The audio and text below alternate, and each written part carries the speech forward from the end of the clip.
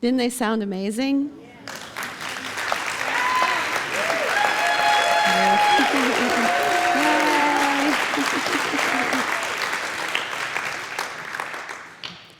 Today our focus is on the prayer of Saint Francis, and it's probably, next to the Lord's Prayer and the Serenity Prayer, probably one of the most well-known prayers, at least in the Western world.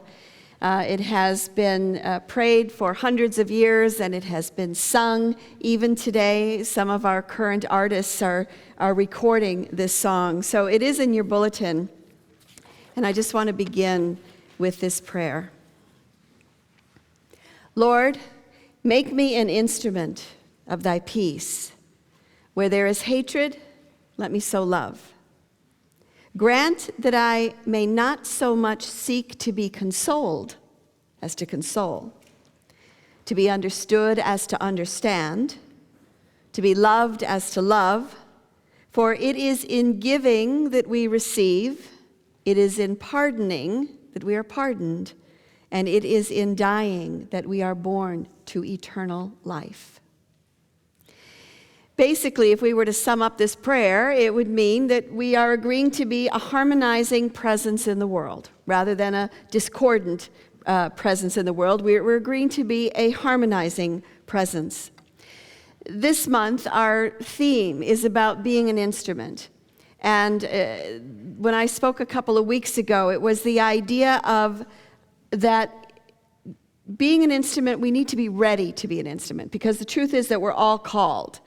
We're all called, but few are chosen, is what Jesus said. And I want to just do a little recap on the last lesson that I gave, because it feeds into this one. And it's about the wedding feast, where the king was throwing a great wedding feast for his son, and there weren't enough guests, so he sent his servants out to find guests and brought them in. And one guy showed up, and he wasn't wearing wedding clothes, which doesn't seem like a big thing to us, but it was back then. And the king, who saw this man, had him not only thrown out of the wedding feast, but cast into darkness and much gnashing of teeth. And it seems harsh for not getting dressed for a wedding, but Jesus ends it by saying, many are called, but few are chosen. And what it means to us is that we are all invited to the wedding feast, because we're all called to express and be the best that we can be, the Christ, not the best that we can be, but the Christed self that we are, the Spirit of God that dwells within us. We are called to be that fully and presently. But few answer the call, or we sort of answer the call, but not really answer the call. And so showing up dressed for the wedding feast, for answering the call, means that we're changing our habits, and we're showing up in consciousness, because we need to be dressed in consciousness before we can fully accept that experience. So I'm going to talk more about that. Like instruments that we see here, we are instruments as well. We are instruments of God, and the only instrument that we have is this body. That's what we have to be here on this planet. And if an instrument is out of tune, it doesn't matter how great a musician you are, it's not going to sound very good. So David is an amazing pianist, but if that piano wasn't tuned and he went to play it, it would hurt our ears, wouldn't it? Or if the bass was out of tune, or a guitar is out of tune.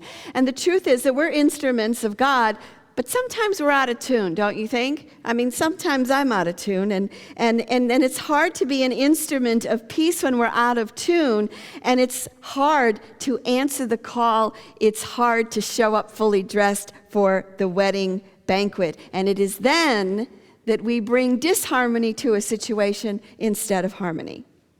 Now, perhaps you think of being an instrument of peace, and you think, okay, well, that's good for monks and nuns and imams and priests who live in a monastery or an ashram, that's great. That's what they do. They're instruments of peace. They meditate, they pray, they live in this secluded environment. And the truth is, I think there's a real need for monasteries and ashrams, because for one, it gives us a place to go where we can be still and quiet and be in that place.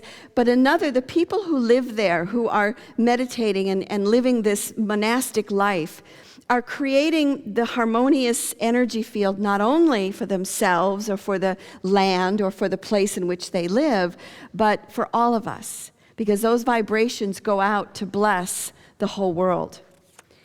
Perhaps you have an image of being an instrument of peace that you kind of like walk around in a perpetual state of bliss, right? Like, oh, peace be with you. Like, I'm going to, that doesn't work in the world really well, does it? If you're trying to be an instrument of peace you have a dazed look on your face and you're just kind of wandering around. The truth is that each one of us can be an instrument of peace right here, right now, in this room, in our work, with our children, with our spouses, with our families, with our coworkers, with our community, and with the world. We do not have to go to a monastery. We don't have to just say, peace be with you, but it's through our every action, it's through our every word that we show up and we bring that peace. So many of you know that last Saturday I left for a boot camp called Mountain Trek, and it was up in Kootenay in Canada. It's about 5 hours north of Spokane over the border. And the truth is, this year our Unity Conference, was on a cruise ship to the Caribbean. And I knew that if I went on the cruise ship, that I would leave the cruise ship with a food coma, probably. Because, there's the food 24 hours a day, and the lectures would have been good, but I realized that for me, when I would come back from that conference, I wouldn't probably be in the best shape to serve you. And I felt like what I needed this year was to go and get recharged and restarted in a different way so that I could come back. So I ended up signing up for this place that was a boot camp, really. It was a strength training, the whole 9 yards. And I got there last Saturday, and they immediately, the next day, wake you up at 6 o'clock in the morning, and you go and do yoga for about an hour. And then by 10 o'clock, you're on the mountains and you're hiking. And I'm not much of a hiker. I'm a good walker. I'm from Chicago, flatland, so I can walk very long. I can walk for 10 miles, and it's not a problem. But put me on a mountain, put me on a hill, and I have a little bit of a struggle. Now, it was sort of like being 10 years old again in a way, being there, because, they had to show us how to tie our boots correctly and how to use our poles, and they made us our lunch, and they wanted to make sure we had our snack before we left, and this whole thing. And so the first day out, here's the hill, which is pretty much straight up. And we were divided into 4 groups, and I ended up in the slowest, the lamest, and the oldest group. And I was really hoping that as the week progressed that I would work my way out of the slowest, lamest, and oldest, but I never did. In fact, there were many days where I was the last of the last of the last. So it was a very humbling experience.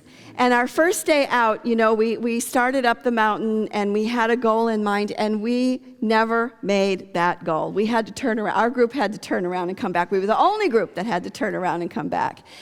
And one man was there because he was a marathon runner, and he was there to just get strong so he could run a marathon, so that he could run a marathon in Banff. But I don't know if you've heard that there are floods up north. So not only were we walking in the mountains every single day for 4 or 5 hours, but it was raining. And it wasn't a nice little Seattle rain. It was a pouring, drenched down rain. And in the morning they'd get up and they'll, guess what, we're not going north. Why? Because the roads are washed out and there's mudslides. And the man training for the marathon in Banff, he worked hard all week. He was working hard all week, and then he's ready to fly out on Saturday and found out it's been canceled because the roads have been washed out, and they were going to evacuate parts of Calgary because of the floods, so they really need our prayers. So every day we were out in the rain, and people would hit the wall at different periods of time, and it would affect them all differently. Excuse me, I need to get a drink.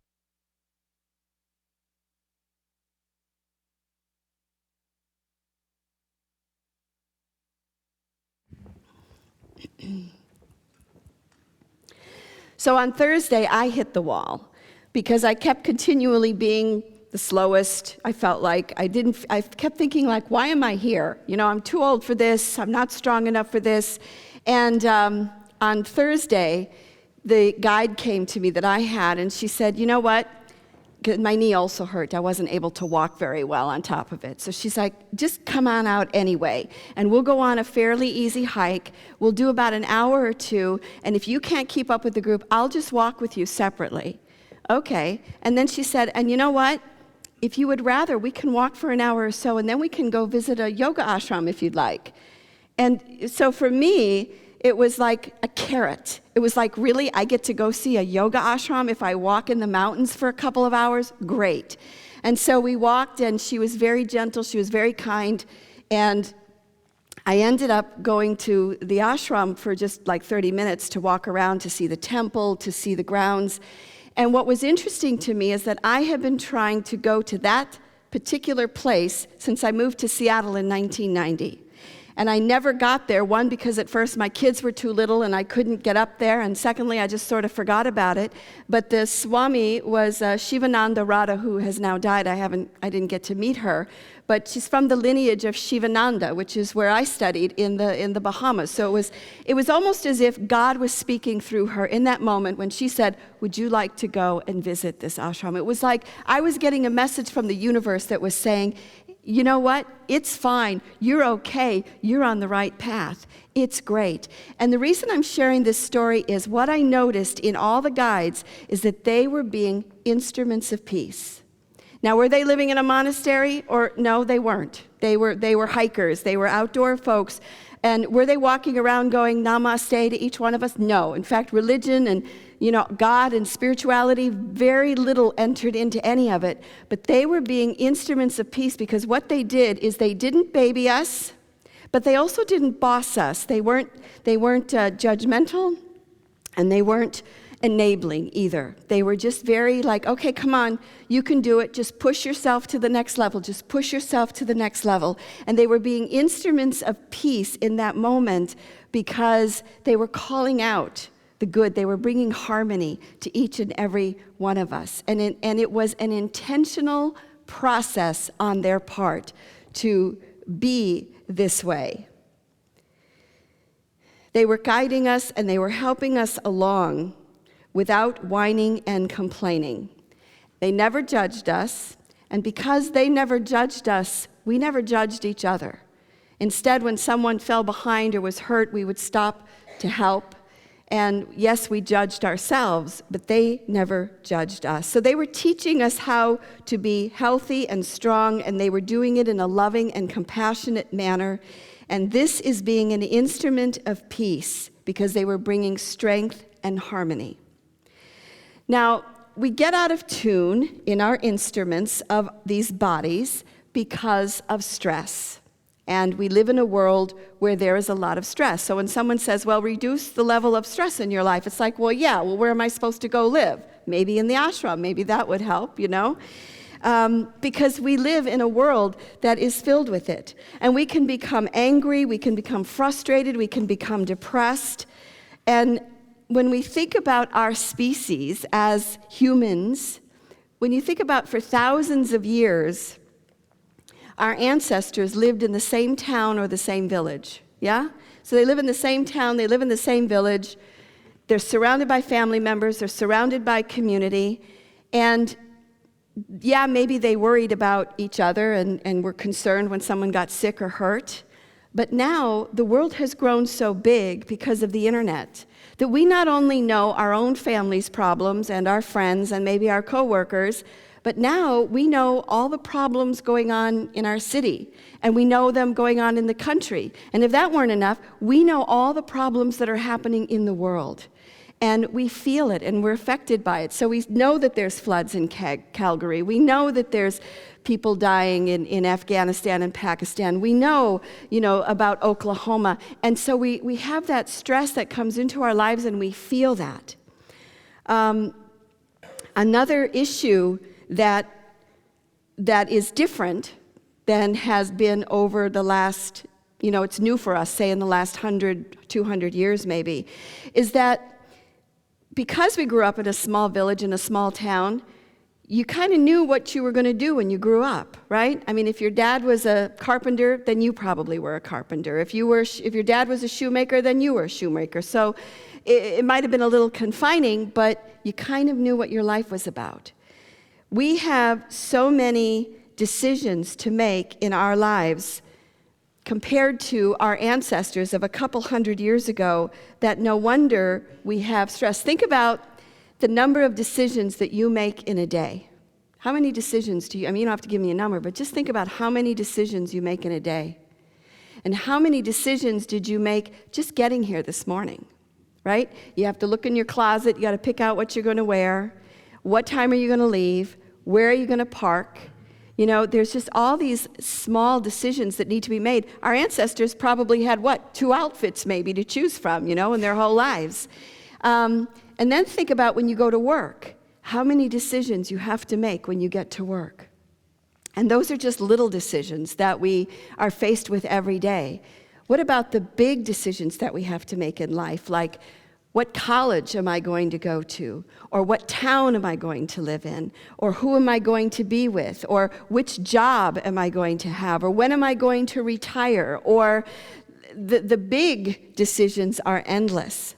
One of the things that our guides told us at Mountain Trek was the word decide and homicide have the same root. And that is, and you think of patricide and matricide, and side is to kill, yeah? So when we make a decision, it means that we have to kill the other choice that we may have gone. We have to kill the other road that we may have taken. And this is hard for us to take in. So perhaps you had a decision, do I move to Seattle or do I move to Portland? And you choose Seattle, then that whole life that might have been with Seattle is now gone. Or you choose to change relationships and then that whole thing is gone, but a new one opens in front of us. And so these kinds of things bring us stress. When we are under stress, our energy field, our brain waves, if you will, our heart waves are like this. They're just very jagged, very jagged. And when you're under stress, are you not jagged? Are you not crabby and maybe, a little prickly, a little sensitive about what's going on? And when we're harmonious, it's like this. The waves are like this. It's very soft. It's like what St. Francis was talking about in his prayer. When we are calm and our energy is round and flowing, then we become instruments of peace. So I want to share with you a heart math meditation, and it's not new because we do this a lot, but it's a way to bring the energy back and make it harmonious and flowing when we may be feeling stressed out, when you feel as if you're awake in the middle of the night and you can't go back to sleep. So I'm going to invite you just to close your eyes for a moment and just take a deep breath. And breathe into your heart. Bringing into an awareness, a feeling of compassion, of kindness towards yourself and others. And in a moment, I'm going to ask you to breathe in one thing that you are grateful for right now in your life without judgment. So that means if you start to breathe in and say, I'm grateful that I bought a new purse, and you're judging yourself and saying, why did I say that? Forget about it. That's what you're grateful for in that moment. Or I'm grateful for my next door neighbor, and I thought, why would I say that? Don't say that. Whatever comes up for you is what is perfect. So focusing on your heart and breathing in, I am grateful for. First thing that comes into your mind.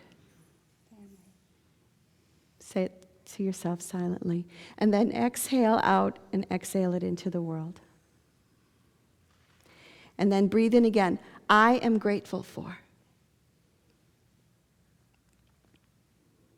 And then exhale it out into the world. Breathing in, I am grateful for. And breathe it out into the world. I am grateful for. Breathing it out into the world. And I am grateful for.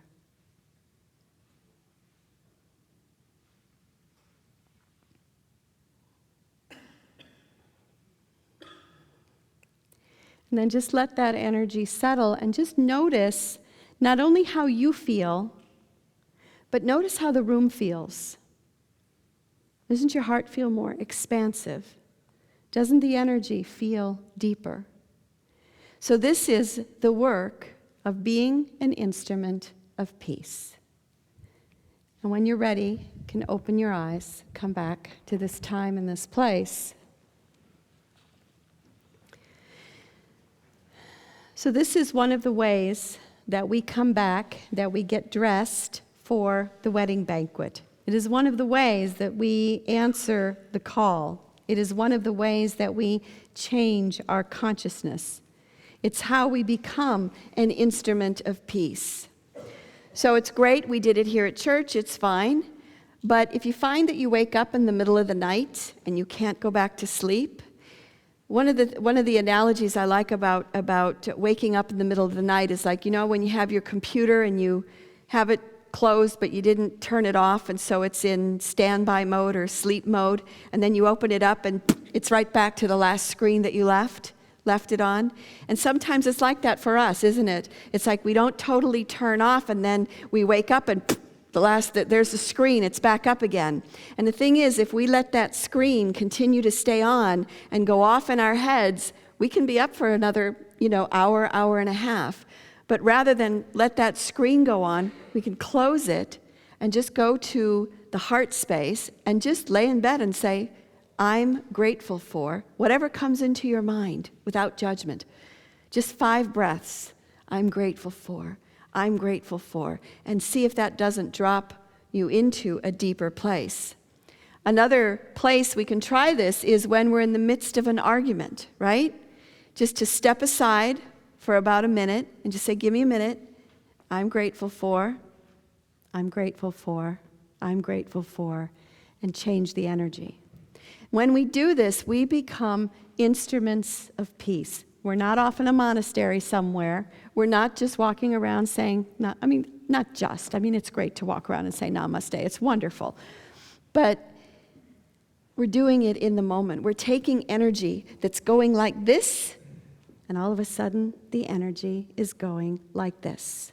And we become instruments of peace for ourselves, for those around us, and for the world. And for those of you who are seeking to deepen these teachings, Johnny Woods is actually a heart math coach. But by doing this process together, I think we just amped down the violence in the world, maybe just a tinge, maybe just a little bit, but we turned it down. We turned it down.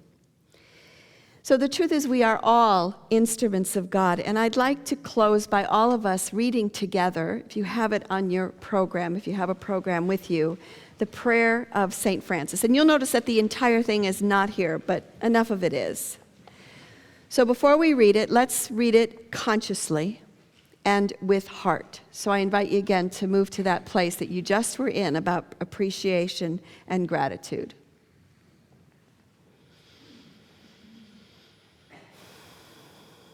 And together. Lord, make me an instrument of thy peace. Where there is hatred, let me sow love. Grant that I may not so much seek to be understood as to understand, to be loved as to love. For it is in giving that we receive, it is in pardoning that we are pardoned, and it is in dying that we are born to eternal life. We are instruments, and the instrument that we have is this body, and it's the only one that we have. Just like a piano that can go out of tune, so can we. So we have tools, we have practices that we can use to bring it all back into alignment.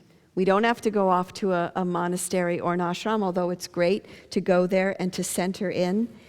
But we do it in our daily lives with our friends, with our families, and we take the energy that's like this and we make it like this. Have a good day.